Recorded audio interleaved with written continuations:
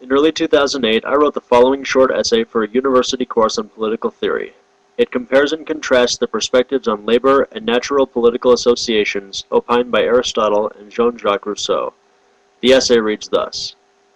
While Rousseau and Aristotle both understand that labor creates a need for self-sufficiency, the two authors' views on what is natural, what relationships are natural, how to view natural skills, and the division of labor differ greatly. Rousseau's arguments are supported better than Aristotle's.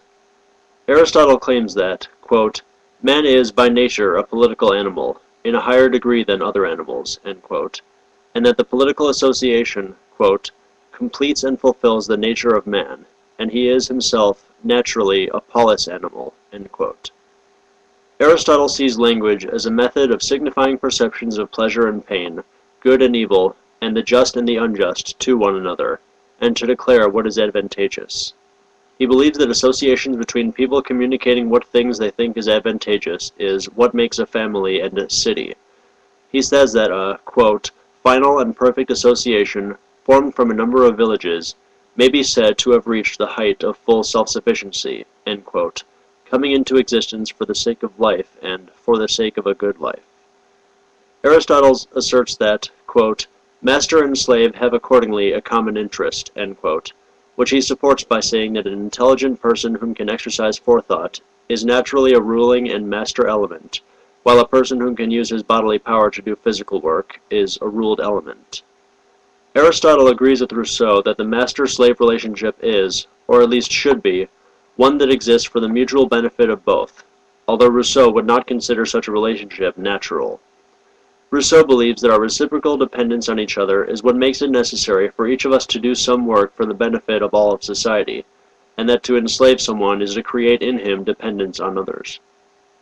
Rousseau thinks that political inequality is established or authorized by the consent of men, whom afford each other different privileges.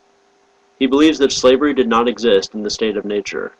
He says, quote, since the bonds of servitude are formed only from the mutual dependence of men and the reciprocal needs that unite them, it is impossible to enslave a man without first putting in him the position of being unable to do without another, a situation which, as it did not exist in the state of nature, leaves each man there free of the yoke, and renders vain the law of the stronger, end quote. We must take into consideration the way our authors think of nature. Aristotle says, quote, nature makes nothing in vain, end quote, and, quote, nature makes each separate thing for a separate end, and she does so because the instrument is most perfectly made when it serves a single purpose and not a variety of purposes, end quote. He believes that, quote, every city exists by nature, the nature of things consists in their end or consummation, end quote. Rousseau believes that in the state of nature, quote, all things move in a uniform manner. The face of the earth is not subject to those brusque and continual changes caused by the passions and inconstancy of united peoples, end quote. He considers the moment at which humans left the state of nature, quote, the moment when, right taking the place of violence, nature was subjected to law, to explain by what sequence of marvels the strong could resolve to serve the weak, and the people to buy imaginary repose at the price of real felicity, end quote. People attempt to get out of the state of nature by seeing nature and subjecting it to law, according to Rousseau. He claims that the first source of inequality among men is the perfection and deterioration of some individuals whom acquire diverse qualities which were not inherent in their nature. When Aristotle writes that an intelligent master whom can exercise forethought in order to enslave a person suited to physical work, he calls the master a naturally ruling element. Aristotle thinks the master-slave relationship is a natural one, while Rousseau disagrees. Since, according to Rousseau, we leave nature by subjecting it to law, he would be likely to say that we could end what Aristotle considers natural slavery, although Rousseau himself would not share in that designation, by incorporating a system of justice, law, and equality into slavery, and ensuring that neither slave nor master takes advantage of the other without willingly giving something of himself. If Aristotle thinks that the nature of things consists in their end or consummation, then it would be reasonable to expect him to think that the nature of human political society is one that is complete, a polis which is all the villages of the world united. On the contrary, Aristotle thinks that some people are naturally suited to rule, and some are naturally suited to work and be subject to rule.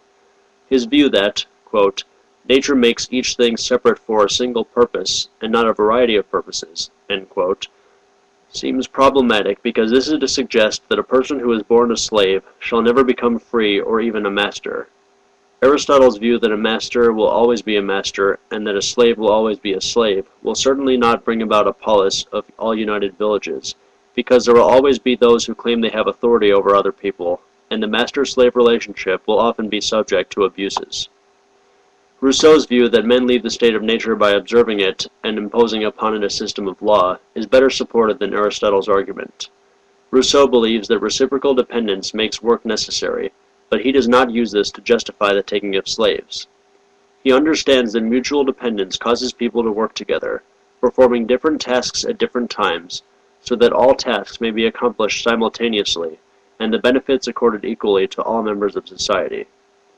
Aristotle's view of nature suggests that he would not want people to have diverse job training, as, quote, nature makes each separate thing for a single purpose, and not a variety of purposes, end quote.